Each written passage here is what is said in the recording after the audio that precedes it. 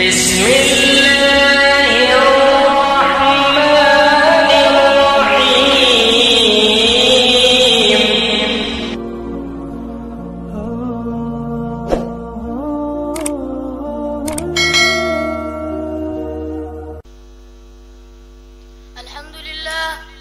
الحمد لله وكفى وسلام على عباده الذين اصطفى. أما بعد، أعوذ بالله من الشيطان الرجيم. بسم الله الرحمن الرحيم. قل لأزواجك وبناتك ونساء المؤمنين يدنين عليهن من جلابيبهن. صدق اللہ العظیم. محترم اساتذہ کرام اور حضرات احکم صاحبان، جب مذہب اسلام کے روشن ستاروں سے کفر و الحاد، ظلمت و جہالت کے بادل چھٹنے لگے تو بے غیرتی اور بے حیائی کی تاریکیاں ختم ہوئی.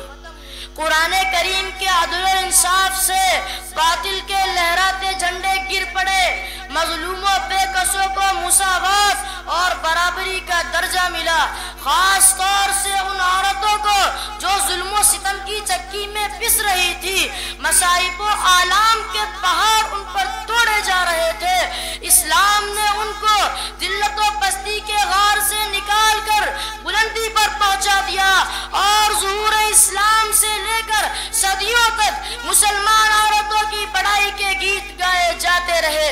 اگر تاریخ کے آراف کھولے جائے تو غیر مسلم عورتوں پر مسلمان عورتوں کی فضیلت و برتری دکھائی دے گی، لیکن جب یہی عورتیں مغربی تہذیب و تمدن سے متاثر ہو کر اسلامی قانون کو بھول جاتی ہیں، مغربی تہذیب و تمدن کا دل دادا بن جاتی ہیں، بے پردگی اختیار کر لیتی ہیں، رقص و سرود کی مجلس کی رونق بن جاتی ہیں، کالجوں یونیورسٹیوں کی زینت بن جاتی ہیں، دفاتروں بازاروں میں رنگ بھرنے لگتی ہیں، اپنے ہاتھ پاؤں اور نظروں کا غلط استعمال کرنے لگتی ہے، تو ان کی زندگی کا پورا سانچہ بگڑ کر رہ جاتا ہے. وہ تفریح کا سامان اور شیطان کا جال بن جاتی ہے، خدا کے غضب کا مظہر اور جہنم کا ایندھن بن جاتی ہے.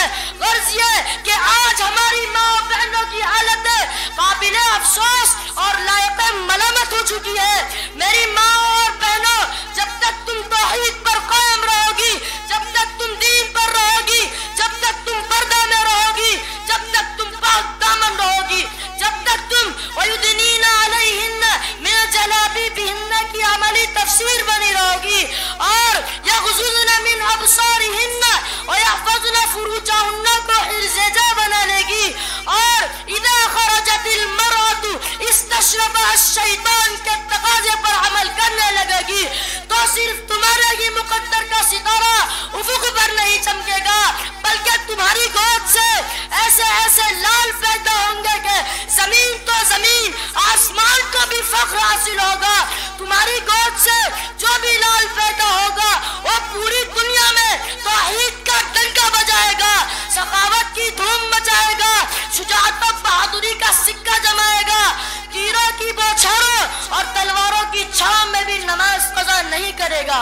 یہی نہیں بلکہ تمہاری گود سے عالم، مولوی، حافظ، قاری، مفتی، محدث اور امام وقت پیدا ہوں گے.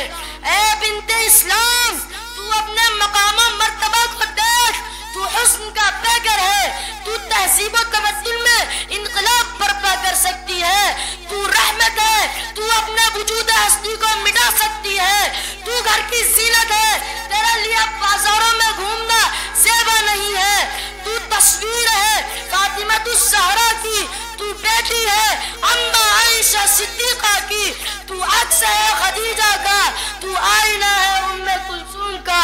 اے بنت اسلام، اگر تو بیٹی ہے تو تیرے سر پر عصمت کی چادر ہونی چاہیے، اگر تو کسی کی ماں ہے تو تیرے پیروں تلے جنت ہونی چاہیے، اگر تو کسی کی بہن ہے تو تیرے ہاتھ میں عصمت و عفت کا کنگن ہونا چاہیے، کیونکہ جب تیرا وجود باعث ذلت ذلت رسوائی تھا، دنیا میں تیرا کوئی مقام نہیں تھا، دنیا تجھے ذلت بھری نظروں سے دیکھتی تھی، تجھے زندہ درگور کر دیا جاتا تھا، مگر اسلام نے تجھے عصمت و تقدس سے سرفراز کیا، رفعت و بلندی کی دولت سے نوازا، لیکن ان سب کو تم نے فراموش کر دیا۔